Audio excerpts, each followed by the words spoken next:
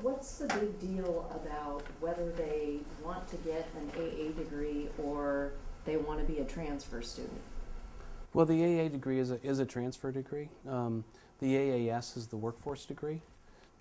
So in terms of the difference between the two types, the AAS degree is loaded with discipline classes. So you're actually learning the craft, whatever it might be. So the AA, though, is a lot more malleable. I don't know if that answers your question or...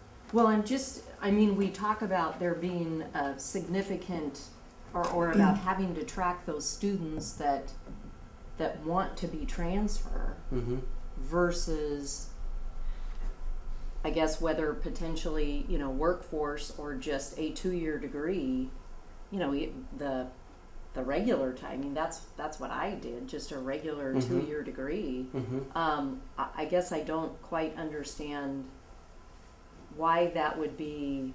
Workforce, I can understand. Okay, if you're coming here to get trained to do a job in your 2 years or 1 year or however long it takes, that I can understand wanting to track that. If I'm there to get an AA degree versus be a transfer student, in my mind, those are not significantly different. And I guess I'm trying to understand why we have to track that. What's the main what's the driving force behind that? Does that make sense? Yeah. Well, we have to report those numbers to the state. We've got to justify basically our existence, and with those numbers, we have to do federal reporting. We have to do state reporting. All those kinds of things. I feel like I'm not getting to the nut of your question, though. I'm not sure I understand it.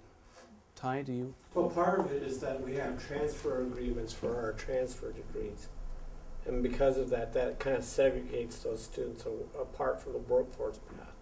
And then when you get into the workforce path, there's essentially so many different types of workforce degrees and directions that they go. It's not just the plain workforce type of student.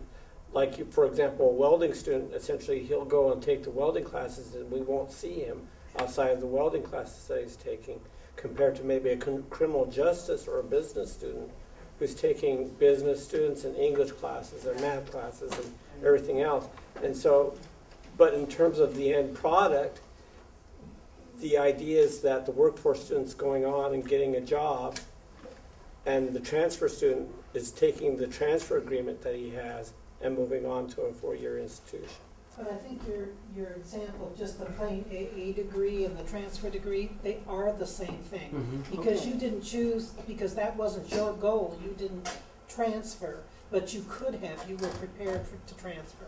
Right. I was actually, when I went to do the BS or whatever, I was actually a few courses shy. So yeah, it's... But that degree is the same. It just, the student may or may not plan to transfer, but they're getting the degree that qualifies them to transfer. Right. And they can transfer without getting a degree. Yes. Yes, absolutely. And you'll see a lot of that kind of behavior. Yeah, I just am trying to understand why we have to put a lot of effort into tracking that, because it doesn't. Again, I can understand the workforce versus. It tells us a lot about the general how education. well we're doing and all that kind of stuff. Because then you develop all those data sets, and then you know what percentage is leaving the college unsuccessful, what percentage is leaving for other reasons, all that kind of stuff. I mean, the state board has a definition called completers, and completers under the state board definition are transfer students who have, I guess any student who has 45 or more credits. So they're not even degree completers; they're just completers. And that means certain kinds of things in the data reporting world. It's just very complicated. But if you are a community college and you are here to serve all types of people, or to fill a need for a person, which is what we hope to do, it could be that somebody has to come here and take 1 or 2 classes and they're done. Yeah, they're fulfilled. That happens all the time. I mean, that to me is what we want to know: is did somebody come here and were they able to get what they wanted? Yeah. Period. whether that's, 5 classes, whether it's an AA degree, whether it means they now can go transfer to the University of Washington, Yeah. whether they can go to, Joe's, repair shop and be qualified to be hired. Well, let me use your example maybe then to, I hope, maybe clarify the answer to the question you posed. Someone comes and they decide to take 2 courses and they're done, right? So they fill out the CBC application, and instead of putting down personal enrichment, they check the intent code that says workforce because they want to take a couple of welding classes. Personal enrichment, learn how to weld, do some stuff around the house or the farm or whatever, right? So they take their 2 classes and move on. Guess what? We're a failure. That person was supposed to get a degree. That person did not get a degree. So suddenly we, in the aggregate, multiply that how many times it happens, then suddenly the state or the legislature or whomever is saying, look at you, you're not doing what you say you're going to do. These people said they wanted to get degrees and they're not getting degrees. What's going on?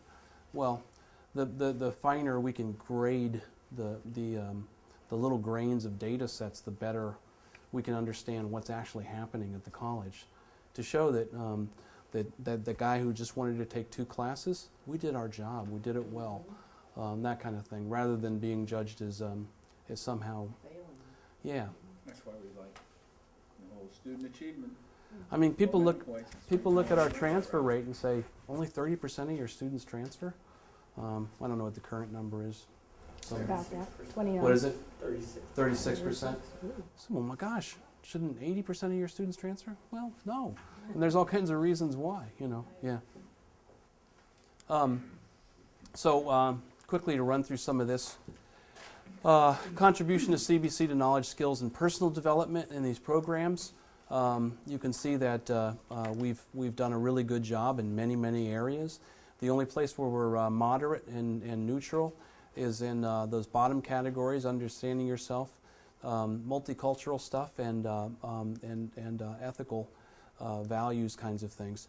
Now, I'm not really sure about that, so one of our actions will be to dig into this data a little bit more deeply. Some of the programs have orientation to the profession, and they discuss those kinds of issues about ethics.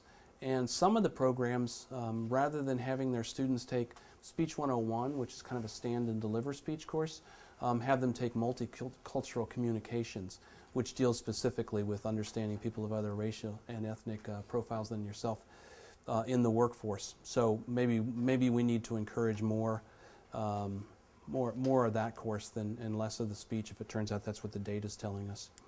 Overall student evaluation of CBC education in the workforce area, very high, very good in these 2 categories. Would you recommend this college to a friend? Yes. Very high. Would you evaluate your entire educational experience at this college? How would you? Is very good. Nearly 90% of workforce students evaluate their educational experience at CBC as being good or excellent.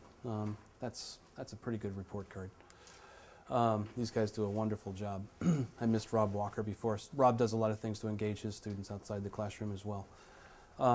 Student performance on certificate examinations, high in all these categories. And down in welding and automotive, the pass rate, which I was going to explain from our original Nichols table as a remedial action, turns out that moderate is actually the national average. These are very difficult tests that the students take, competing with all professionals in the field. So if I'm not, am I right, Monty? So this is being benchmarked against a guy who's been working in as a mechanic for 20 years that our students are being judged again. Same test. Field would recertify every 5 years. Yeah. So moderate in there is a very good score.